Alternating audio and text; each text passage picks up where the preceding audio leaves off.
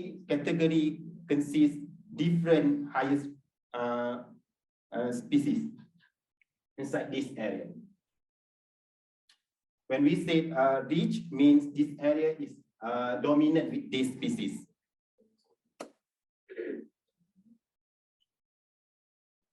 So this is the 𝗦𝗘𝗬𝗡𝗙𝗀, which is rotan jernang, quite famous, rotan jernang.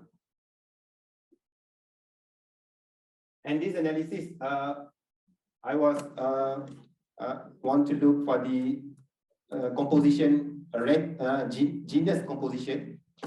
Okay, most of the forest category consists of Calamus, Lemoniferous, and Quaternaria genera. Only category 21 to 30 years and virgin forest consists 𝗨𝗪𝗂𝗂𝗂𝗂𝗧 genera.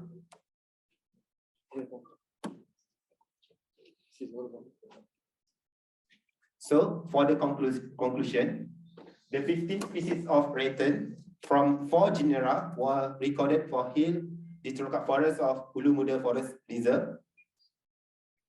The 15 species. Okay. The abundance of rattan in the study area was estimated to be 29 to 46.67 clumps per hectare and 37 to 75 stems per hectare in all forest categories.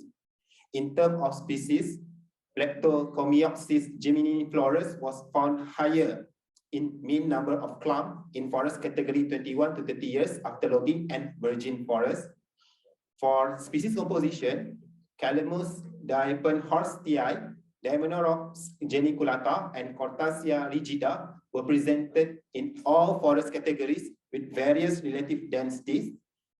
And last one, the common genera found in all plots were calamus, 𝗨𝗪𝗋 and 𝗏𝗪𝗃. Okay, I would like to acknowledge to funder, agencies, individuals that contribute to this research. That's all. Thank you. Thank you, Mr. Muhammad Daniel. So again, for this Q&A session, kalau awak ada soalan tu, tak bersawit balik dah. Kalau ganti kalau awak pula kan. Ada soalan tu? Yes, silakan. Assalamualaikum. As you mentioned earlier that the 30 years forest obtained the highest numbers of the clumps and stems. So is there any tree species that influence the distribution of the rattan species? And my second question is, what out of 15 species that of the rattan that you have found, is there what are the values of the rattans to the community in the Ulu Muda? Thank you. Again, for the second one. The second one is what is the value of the 15 rattan species that you have found for the community in Ulu Muda? Okay, thank you for the interesting question. For the one is actually we want to look at the trees affect the growth of rattan, right? So far we didn't do any analysis on that thing.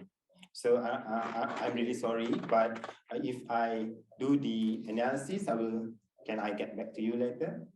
Okay, so because I cannot say here trees, some trees affect the growth of the rattan, but later on I will tell you. On the second question, okay, actually we will pass. Actually, this question is actually similar to the herb. For the herb presentation just now on medicinal plant. Sorry. We only calculate for the species composition and abundance, but then about the value, we need expertise from economic department lah. I'm sorry about that.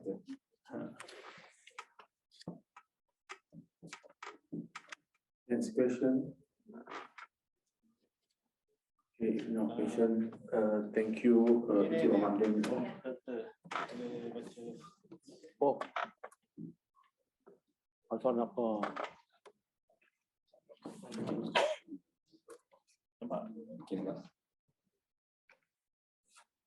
Okay. So far, soalannya adalah sefaham saya semua spesies 𝗨𝗪𝗋 sudah dipindah ke bawah genus 𝗨𝗪𝗋. Okay. Untuk yang spesies perpindahan ni, kita memang minta bantuan pakar yang ada lah untuk kita buat analisis dari segi spesies. Jadi jika ia telah masuk di bawah jenis 𝗨𝗪𝗋, kita akan ambil makluman ni dan kita akan discuss mulalah dengan team member.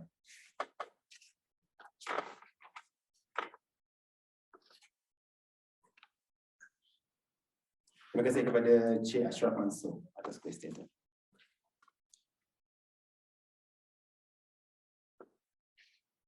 Okay, very technical, right?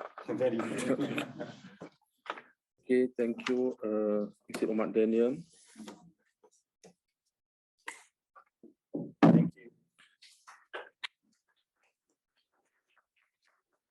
I would like to call the last presenter for the session.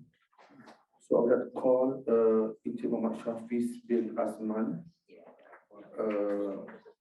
graduated from Universiti. His current position is head of Zoology Branch, Forest Biology Division, FRIM Kampung. Started working in FRIM since 2008.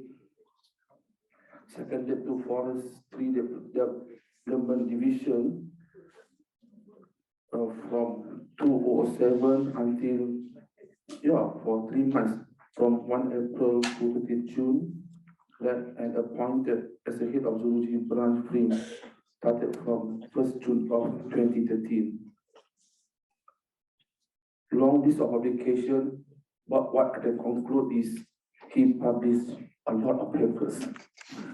Is that okay? Or do I need to read everything? No, right. Thank you very much. Okay, without further ado, yes, please, the process now. Bismillah.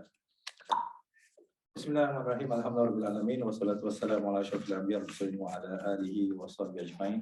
Subhanaka la ilma lana illa ma 'allamtana innaka antas samiul alim. Rabbi shrah li sadri wa yassir li amri wahlul 'uqdatam min lisani yafqahu qawli. Amma ba'd. Assalamualaikum warahmatullahi wabarakatuh, and very good evening to everyone. Thank you, Prof, for your kind introduction. Nevertheless, I just put whatever is been published previously. However, today I'm going to share a little bit away from flora or plants in a sense of habitat. So that's why the title of my presentation is basically on how Ulu Muda Forest Complex acts as an important refuge for wildlife in northern Peninsula Malaysia. So these are my colleagues. So I hope at the same time, feel free to read most of the posters that we published during this seminar, which also related to the vertebrates. So the content of my presentation, definitely the first one will be refugia, what have been defined, and then the issues related to Ulu Muda Forest Complex, and how the relationship between the refugia and OECMs, and then Central for Spine, definitely, CFS, and why does all this matter? And last but not least, the way forward and key message that I would like everyone to take, especially those who cannot be with us here in this room and also online. So what is refugia? Any guess? Refugee? Immigrant. Any other words? Because it's all related with ecology. Immigrant, because we have migrant, we have immigrant and emigrant, so in and out. So we have refugee, so refugees, refugia. So in ecology, generally the term refuge was used to denote temporal and or spatial protection from disturbances. So basically to predation, herbivory, competition, and also it refers to a microhabitat providing spatial and or temporal protection from disturbances or disadvantage or advantages in abiotic or biotic interactions. So therefore, also sometimes being used to denote areas legally, customarily, and circumstantially protected from anthropogenic disturbance, which should be referred to as reserves. So sama lah sebenarnya refugia ni dengan forest reserve, but in a sense of more ecological impact, more biological impact. Refugia is a term that we must use in a sense that to protect this area. So there are also some proposed definition on refugia, where it's a habitat-based definition, as site to which biota retreat, persist in, and potentially expand from under changing environmental condition. That's why in ecological literature, some definition mention refugia will take place after a millennia. Some people say that it's supposed to be refugee within a decade or within a smaller time period. However, organisms have a higher chance of survival in the future, serve as source of recruitment. So kita tengok in Ulu Muda, there are lots of things happen. And this concept of refuge is a relative one, being influenced by the spatial and temporal scale. So we know that there's a lot of papers published related to Ulu Muda. I think most of those involved in forestry, biodiversity, even on socioeconomics, must and has been or want to go again and again to Ulu Muda. Therefore, this refuge, as I mentioned, is habitat-based approach, and how wildlife population must be protected in this area, especially for Ulu Muda. So issues, this is basically some of the issues that I know is happening, but I know back on the ground, people here, even online, that use and always go to Ulu Muda, they know what's happening on the ground. So definitely, number one, will land use change, followed by human-wildlife conflict and poaching. So these are the three critical issues that actually happen in Ulu Muda, from Tasik Muda up to Ahning Dam. So I'm sure everyone knows what happened outside of this Ahning Dam, with lots of cattle, kerbau, banyak oil palm plantation, so many things happen with that forest complex. So again, our forestry policy mentioned how to preserve and conserve forest biodiversity. These are the key strategies. And from this knowledge also, we can transpire what action should be taken. So how OECM and refuge are related? So anybody knows about OECM? Or just Google? So OECM is actually more like other effective area-based conservation measures.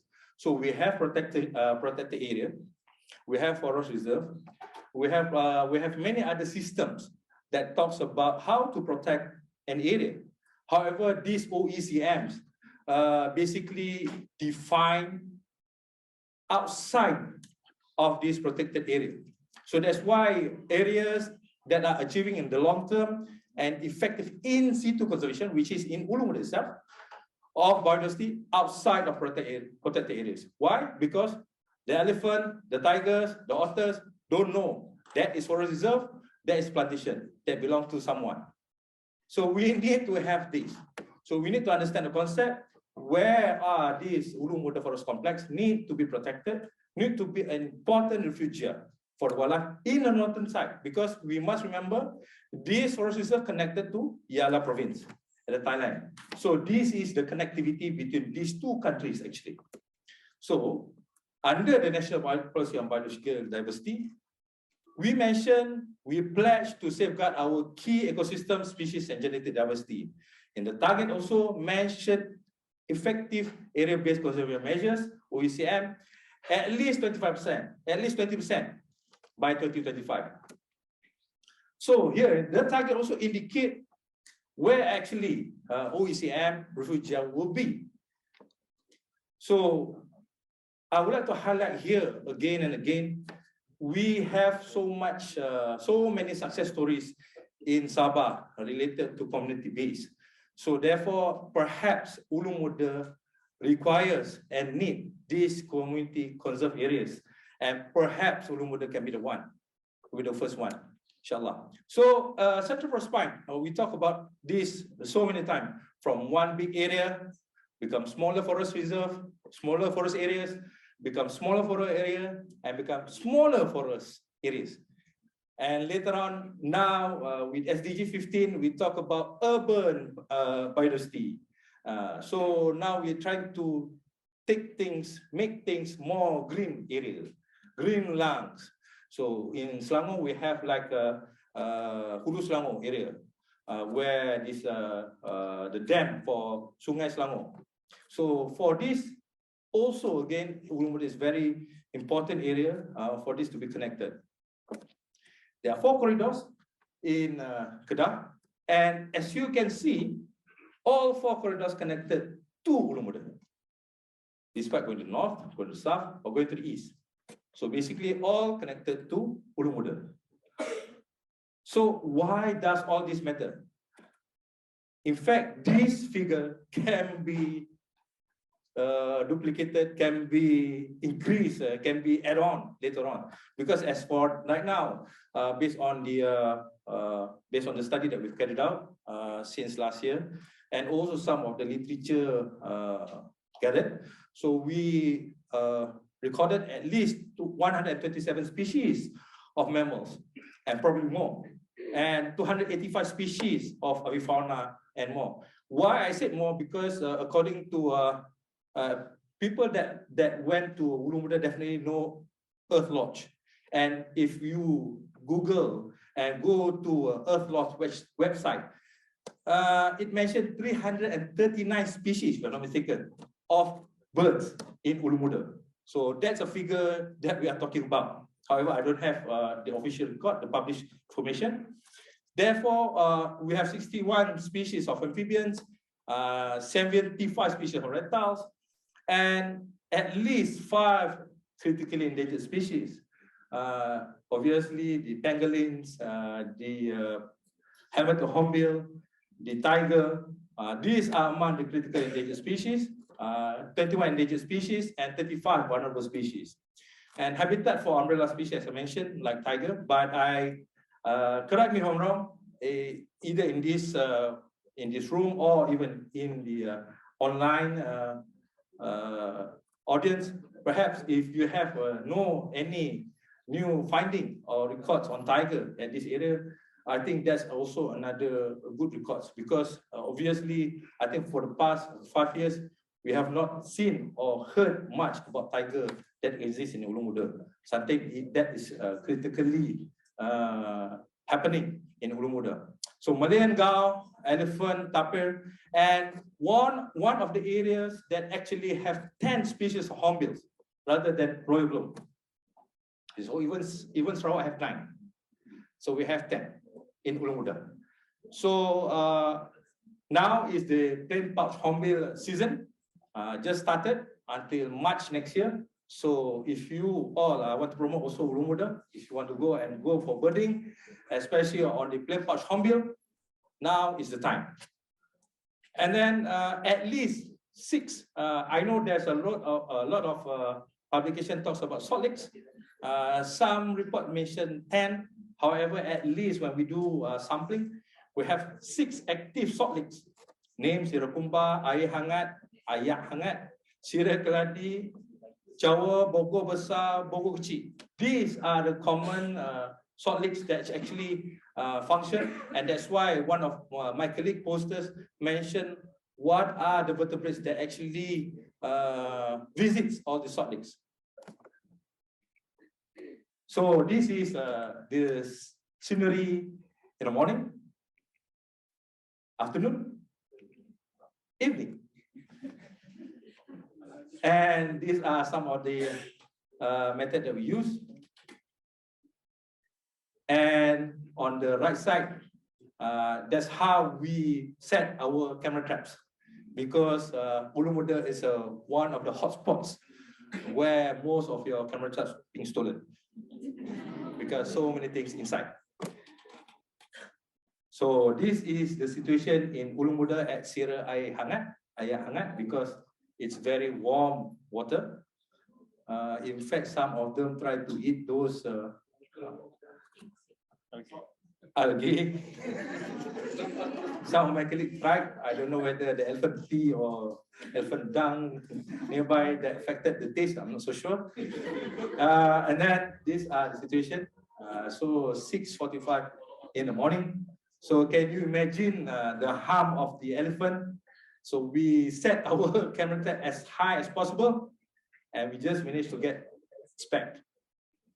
So this is also one of the area that's usually visited by the elephant. Tapir, one of the favorite species that we're looking for. Kijang, barking deer, 𝗦𝗘𝗘𝗖𝗛𝗄. So one of the main diet for tiger Unfortunately, we don't have tiger photos. We don't have rooster photos as well. This, sorry, it's not enggang kelingking. It is banded civet. Musang berbelang. And then this is one of the species, one of the primate. We have 25 species of primate in Malaysia.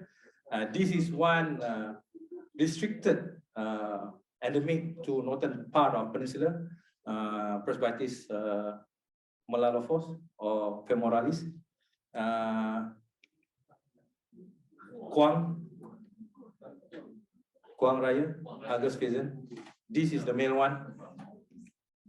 And we have crested flyback. This is the ayam pegar.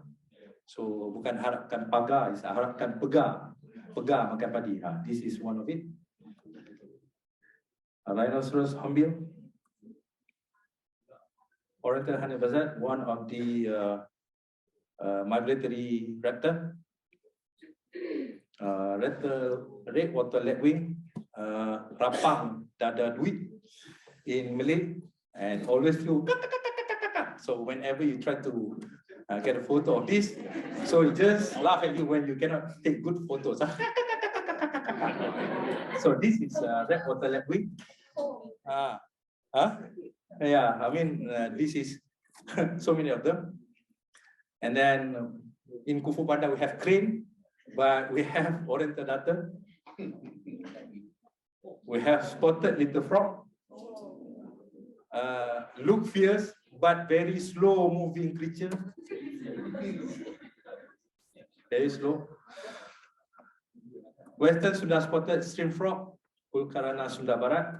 Very interesting, and also just being reviewed, if I'm not mistaken, the nomenclature. Previously it was Pulkarana picturata or Pulkarana signata. And these are some of the publications, and I'm sure WWF also published the 2015 publication on the Permata Kedah, jewel of Hutan Ulu Muda, at the back there, down there.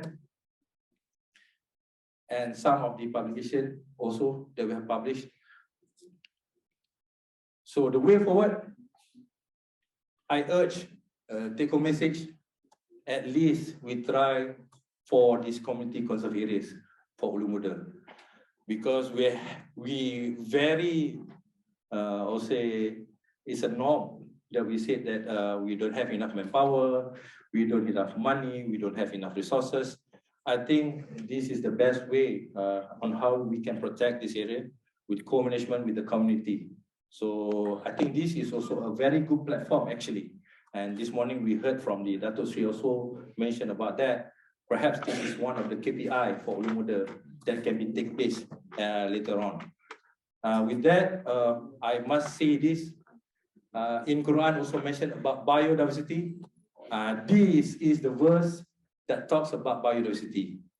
The word is Mukhtalifan Alwanha. So fruits of varying colors. This is the words that talks about biodiversity. And who we are and who are we? We are the ulama, the one that has knowledge. So we must tell people the right message. With that, thank you very much. Assalamualaikum.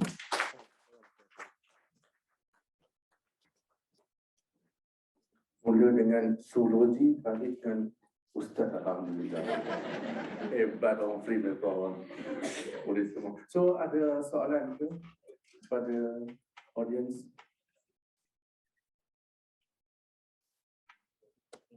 Terkesima. Bukan sebab dapat senang. Okey. Kalau tak ada soalan, terima kasih banyak kepada Terima kasih. On behalf of the organizer, so I would like to invite all to give a big applause to all presenters of the session. Thank you very much. Assalamualaikum warahmatullahi wabarakatuh.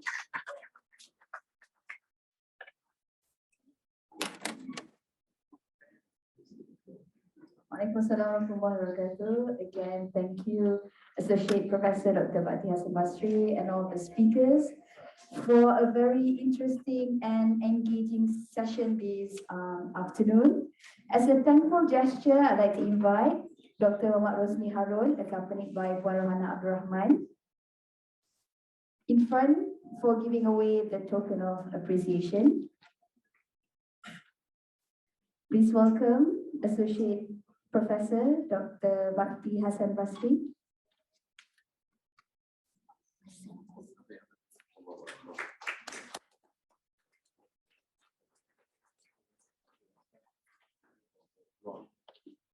Next, please welcome Encik Ame Saifuddin Kasim.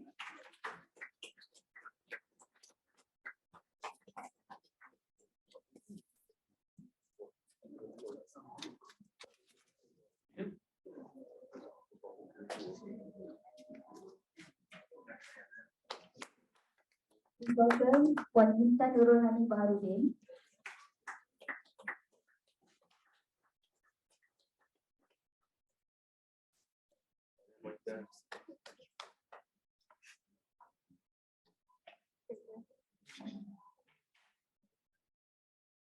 Please welcome Encik Abdul Hayat Mat.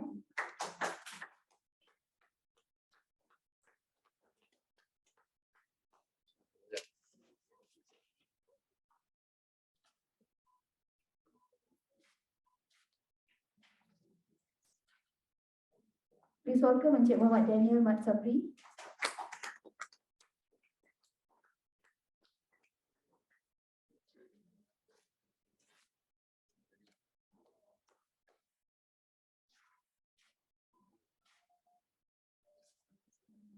Finally, please welcome Encik Muhammad Syafiz Azman.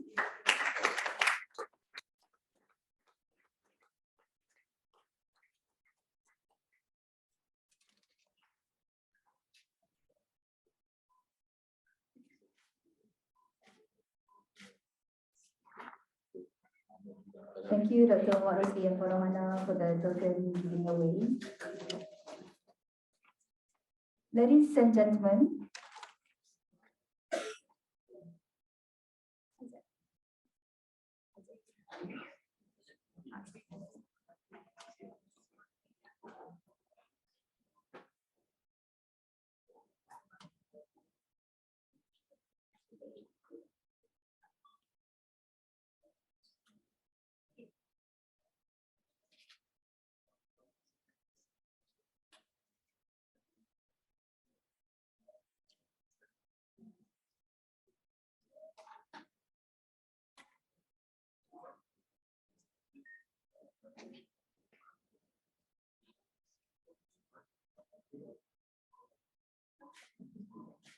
okay, thank you. I give some time for the azan just now. Ladies and gentlemen, welcome to an end of our conference today on behalf of the FRIM Conference 22, Unlocking the Value of Ulu-Mula Forest Ecosystem Services towards Sustainable Development Goals, Secretariat. We would like to say thank you for your active participation today. We'll continue the second part of our conference tomorrow at 8:30 a.m. in the morning. So we thank you again and have a great rest for your day. And Assalamualaikum warahmatullahi wabarakatuh.